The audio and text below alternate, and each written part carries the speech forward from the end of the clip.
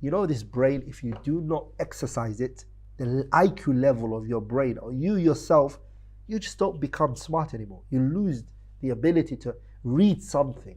When it comes to the religion, try to read the religious knowledge, gain knowledge. It's important. A lot of us don't give importance to reading. We don't value reading. But wallahi, reading, brothers and sisters, is very important.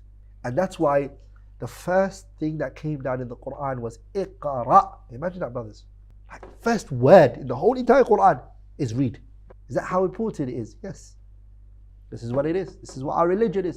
So anyone who says to Islam is not a religion that gives importance to knowledge really hasn't looked at Islam as a religion. Islam is for knowledge and learning and acquiring knowledge. So how to organize your timing as a student of knowledge. How, as a student of knowledge, you should organize your time. He says, فَإِذَا أَعْدَدْتَ دَرْسَكَ. Once you have reviewed your lesson until 4 noon. Until 4 noon, he says, so Fajr, you started your dars. إِلَى الضُّحَى الْأَعْلَى فَصَلِّ الضُّحَى. Then sit down and pray duha. Pray 8 units of Salatul Duha. As you can see, the student of knowledge, his day starts from early time. You pray Fajr and you stay up seeking knowledge, reviewing your lessons, looking at your stuff until Salatul Duha. Then keep yourself busy with regard to reading and copying text. What are you doing? You're going to do mutala'ah, you're going to read. And you're going to copy a book. Back in those days, they didn't have what we have today, which is printed books. So the student had to have a time where they sit down, where they copy a book. So for example, there's no printing machine. So if I want this book, what do I have to do? I have to write it myself. If I want Fathul Bari, which is the explanation of Sahih al-Bukhari, what do I have to do? I have to physically write it. Even Bukhari, if I wanted it, I had to write the whole hadith with my own hand. If I even wanted the 40 hadith of Imam al-Nawawi, I had to write it my own self. So he's saying, from Salatul Duha until Salatul Asri, read or make it a time for you to copy text and writing it in your own book. Because remember, the book is not yours originally. You're going to have to return the book and you're going to have your copy that you've copied from it. So this sunnah of praying Salatul Duha is the sunnah of the Prophet alayhi salatu wasalam. It's something our messenger alayhi salatu wasalam did. And Imam al-Bukhari and Muslim both narrated fi sahihayhima in their sahih that Abdulrahman ibn Abi Layla rahimahullah, he said, no one saw the Prophet sallallahu alayhi wasallam pray Salatul Duha except Hani. She saw him. And she said, when the Prophet entered his house, when the conquest of Mecca was happening, he showered, وَصَلَّى ثَمَانِ رَكْعَاتٍ, and he prayed 8 units of prayer. She said, Hani, I never saw any prayer that the Prophet ever prayed more lighter than that prayer. And he wasn't long, very light prayer. But that being said, he was making sure that the ruku' was done properly and the sujood was done properly. After you do that, you sit down and you read something. It can be something very small, brothers and sisters. It doesn't have to be a lot. Something. So the Shaykh is saying, preoccupy yourself, busy yourself, بِمُطَالَعَةٍ أَوْ نَسْخٍ إِلَى وَقْتِ الْعَصْرِ ثُمَّ عُدْ, then return. He says, return to your studies until Maghrib. From Asr ila Maghrib, go to your lessons now. Study. Go back to your, فَعُدْ إلى درسك من بعد العصر إلى وقت المغرب وصلي بعد المغرب ركعتين بجزئين. Then pray, he said, 2 units, okay? After you pray Maghrib, pray 2 rak'ah sunnah, okay? Reciting 2 juz of Quran in them. And he wants us to, 1 juz in one stand and the other juz in another stand. This is the sunnah, it's not the wajib. And the Messenger alayhi salatu wasalam, Maghrib was one of the longest prayers he used to lead. He one time, sallallahu alayhi wasallam, recited the entirety of Surah Al-An'am in Salatul Maghrib. 23 pages the Prophet led in Salatul Maghribi, alayhi salatu wasalam. All of Surah Al-An'am, sallallahu alayhi wasallam. So Maghrib is already a long prayer. Imagine the Shaykh is saying, after you've led that long Maghrib, your sunnah should be 2 juz. Allahu Akbar. Now once you pray Isha, فَعُدْ إِلَى دُرُوسِكَ. Why did he not mention after Maghrib and Isha in between it? Why did he not mention it?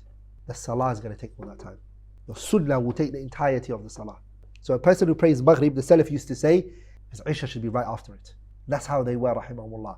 Ibn Abi Mulaika was mentioned that he was like that. This is outside Ramadan, by the way, brothers and sisters. Some of them, they used to break their fast and they used to stand up. And they used to pray Maghrib, the Sunnah of Maghrib, and Isha would come in, back to back. They never would leave the masjid. And some of them used to consider that time to be their i'tikaf.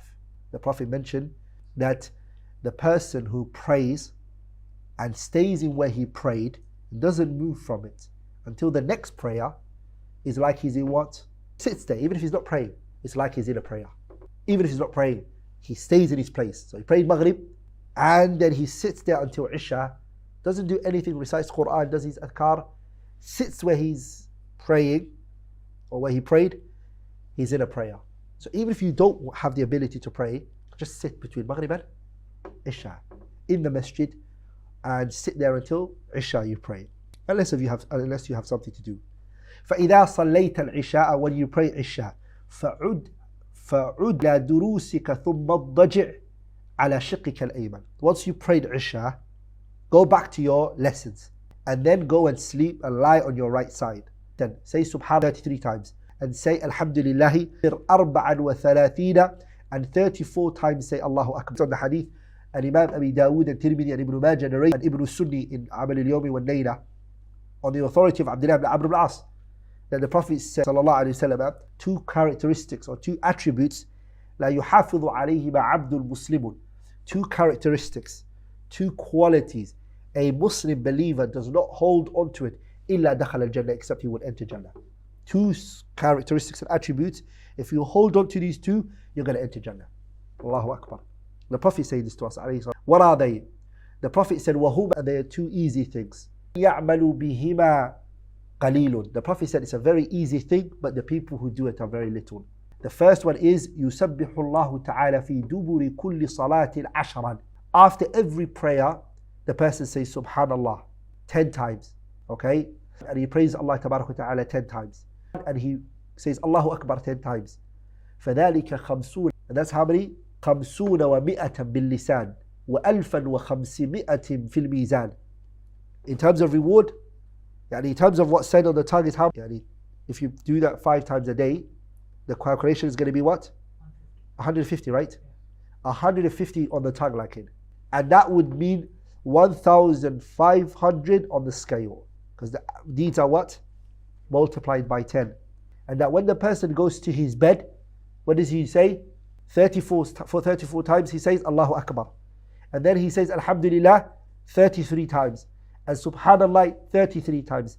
فَذَلِكَ مِئَةٌ بِاللِّسَانِ. How many would that be on? That'll be 100. 34, 33, 33, right? That would be 100, right? فَذَلِكَ مِئَةٌ بِاللِّسَانِ. 100 on the tongue, بِالْمِيزَانِ, on the scale, that's 1,000. You've just made 2,500 what? A day you've just got reward on your scale waiting for Yawm al-Qiyamah. This is very easy, but little do it. Okay? That's what the Shaykh is advising you now. When you go to your bed, do these things. وَقُلْ, and say Allah. Say this. When you go to your bed, say Allahumma, O Allah, قِنِي عَذَابَكَ, save me from your punishment. يَوْمَ تَجْمَعُ عِبَادِكَ, the day that you gather your slaves. Make this dua before you go to sleep. And beg Allah Ta'ala. Another wording says, يَوْمَ تُبْعَثْ عِبَادِكَ, the day you resurrect your slaves. Ahmed and Abu Dawood and others narrated this. The dua is, عَذَابَكَ, O Allah, save me from your punishment. Allahumma قِنِي عَذَابَكَ يَوْمَ تُبْعَثُ عِبَادَكَ. Another wording says, تَجْمَعُ عِبَادِكَ. The Shaykh then says, once you open your eyes from the sleep, then know me. If you open your eyes from sleep, okay, after sleeping, فَعْلَمْ, know, أَنَّ النَّفْسَ قَدْ أَخَذَتْ حَظَّهَا. Know, once you've opened your eyes and you've woken up from your sleep, know that your soul has now taken its share. That sleep was you giving your soul its rights, and now it's got its share. فَقُمْ إِلَى الْوُضُوءِ, stand up to do wudu. وَصَلِّي فِي ظَلَالِ, and pray in the middle of the night. Get up, perform ablution, do wudu, and pray what you can in the darkness of the night. Pray, whatever you're able to. And that prayer you're going to do in the night, open it with something very light. Don't make it heavy on yourself when you start. Because you've just woken up, just to get yourself ready for what's going to come later. Start with something very light. ثم بعدهما, and after them, ركعتين بجزئين من القرآن. Pray another 2 rak'ah, 2 juz from the Quran. And then the Shaykh says, ثم, go back to seeking knowledge again. Because seeking knowledge is greater than any voluntary act that is done. This answers the question of so much students of knowledge who say, I want to seek knowledge. Shall I seek knowledge or shall I pray Qiyamul Layl? The Shaykh has answered that for you. Pray Qiyamul Layl, but also seek knowledge. So reduce maybe on your Qiyam and study. At this point, I would say to people, designate lessons that you know you want to go through. So for example, there's certain things that you need to study, start those books. If you've got a teacher who's teaching you now, this is the time to revise the notes that he's given you and what he's taught you. Okay? And this statement where he says, فَإِنَّ الْعِلْمَ أَفْضَلَ مِنْ كُلِّ نَافِلَةٍ, it is what Imam Shafi'i said. It's a statement of Shafi'i as well. Shafi'i said, طَلَبُ الْعِلْمِ, seeking knowledge, is أَفْضَلُ مِنَ الصَّلَاةِ, is better than any voluntary prayer that is prayed, seeking knowledge. But brothers, you tend to see students of knowledge who don't pray Qiyamul Layl. They say, Akhi, I'm seeking knowledge. Don't take away from that Qiyamul Layl. It's very important. Nabi Muhammad prayed. Salafun al-Salih, they prayed. It's the time Allah comes down, subhanahu wa ta'ala. It's a must for you to at least pray something. If you choose to read, read. But like in pray.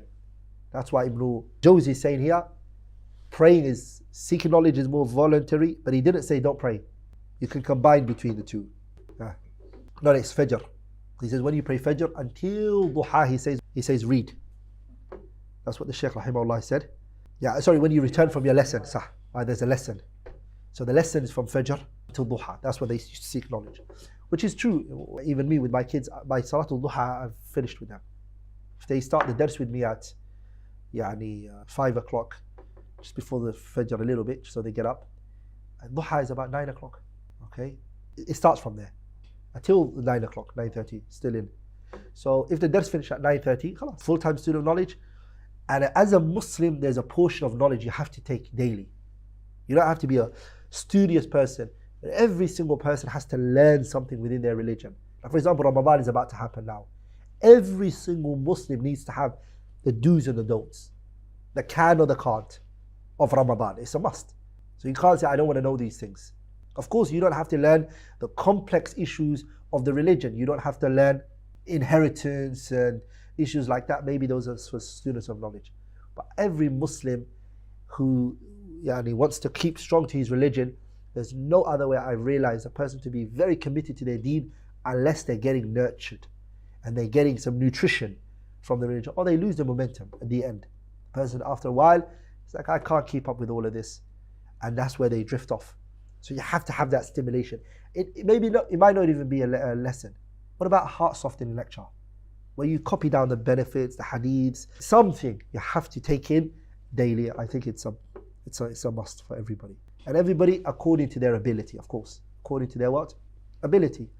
And what they can take. For example, the 42 hadiths of Imam al-Nawawi, it's so important for every Muslim. It talks to you about shyness. It tells you about taqwa. It's a very comprehensive book. Intention, loving for your brother what you love for yourself. It talks about oppression and wrongdoings to others. So it's a very important book.